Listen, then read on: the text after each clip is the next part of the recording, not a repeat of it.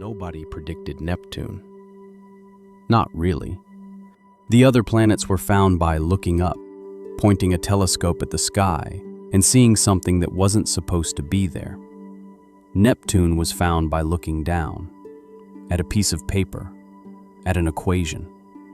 Mathematicians noticed something wrong with Uranus. Its orbit wasn't behaving correctly. Something was pulling it, something massive, something invisible. So they calculated where that something had to be.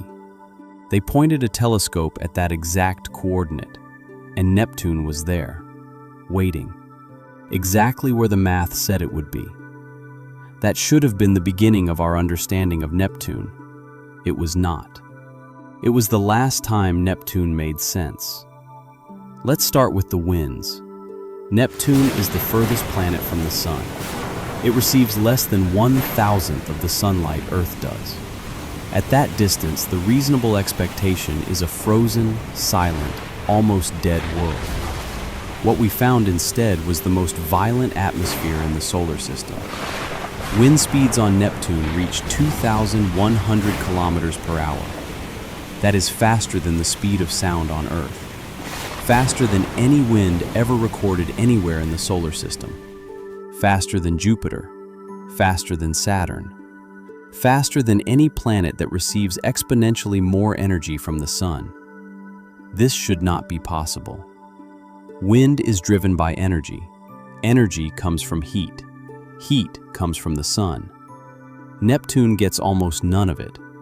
And yet it generates winds that would tear apart anything we've ever built, and do it casually as a baseline, not a storm, the permanent condition of its atmosphere. We do not fully understand where this energy comes from. We have models. We have hypotheses. We do not have an answer. Go deeper into what we know about Neptune's interior, and things stop making sense faster. Neptune is an ice giant. Like Uranus, its interior is not gas, but a hot, dense fluid of water, methane, and ammonia, compressed under pressures that have no equivalent on Earth. But unlike Uranus, Neptune is radiating heat, significant heat. Neptune emits 2.6 times more energy than it receives from the Sun. That excess heat has to come from somewhere.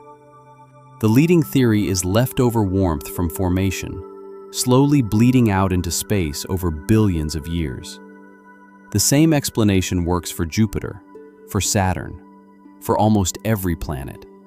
Except the numbers don't quite add up for Neptune. The heat output is too high for a planet this size, this far from the Sun, this old. Something inside Neptune is generating energy in a way our models don't fully capture, and we don't know what. Now remember Uranus. Uranus is Neptune's twin in almost every way.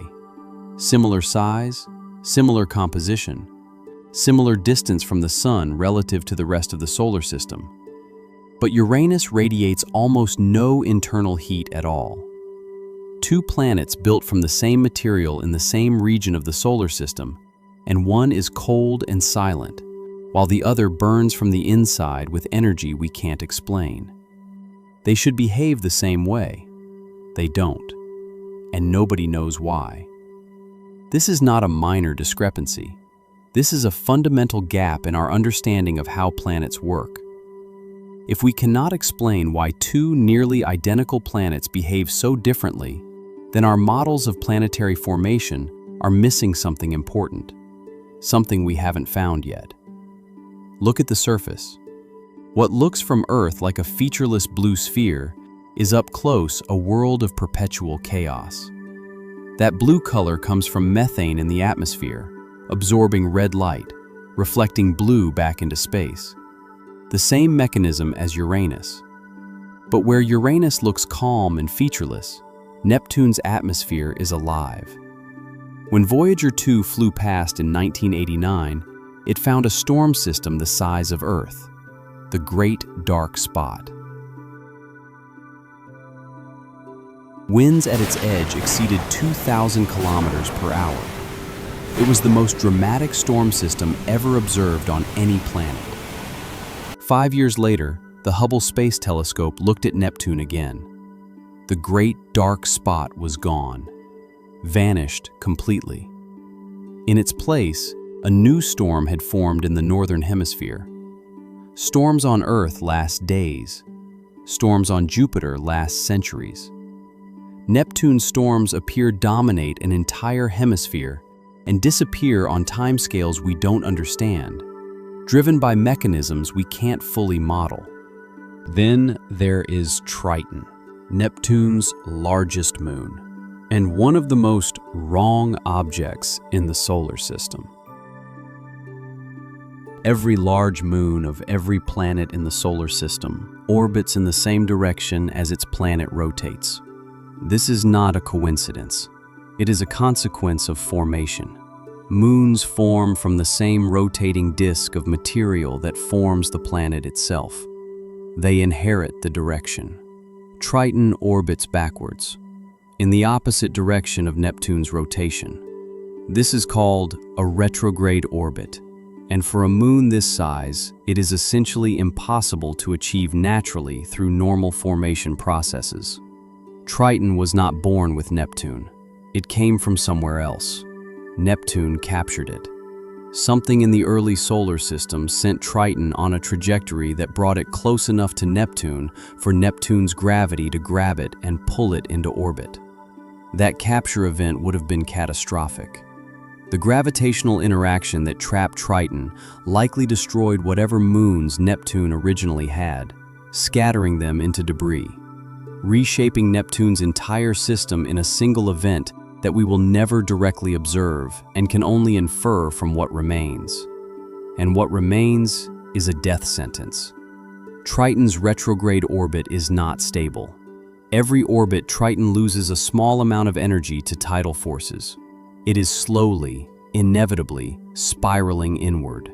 In approximately 3.6 billion years, Triton will cross what is called the Roche limit, the point at which Neptune's tidal forces exceed the gravitational forces holding Triton together, and Triton will be torn apart. Not dramatically, not in an instant.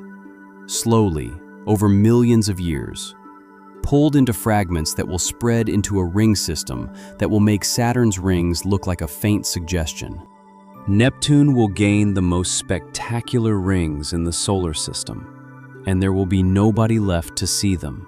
Here is what makes Neptune genuinely unsettling, separate from all the anomalies. We have visited it once, for a few hours. In 1989, Voyager 2 flew past Neptune, collected data for several hours, and continued into interstellar space. It is never coming back.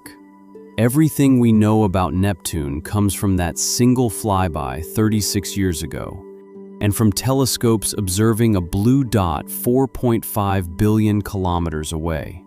We have never orbited Neptune. We have never sampled its atmosphere. We have never landed on Triton. There is currently no approved mission to Neptune. The earliest a dedicated Neptune orbiter could arrive is the 2040s. An entire generation from now. And until then, we are left with questions that compound on themselves. Why are the winds so fast? Where is the excess heat coming from? Why is Neptune so different from Uranus when it should be almost identical?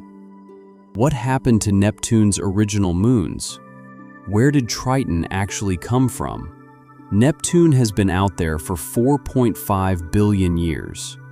The planet that shouldn't have winds this fast, hiding heat we can't account for, orbited by a captured moon slowly falling to its death, found not by observation but by mathematics alone, as if it wanted to be found on its own terms. When you look at it, if you can even find it, it appears as nothing more than a faint blue point at the very edge of what the naked eye can detect. That is not a peaceful, distant world. That is a planet generating more energy than it receives from a sun it can barely feel. Spinning storms large enough to swallow Earth and dissolving them without explanation. Silent in a way that feels deliberate, violent in a way that defies everything we know about energy, and waiting 4.5 billion kilometers away for someone to finally come and ask the right questions. We haven't yet.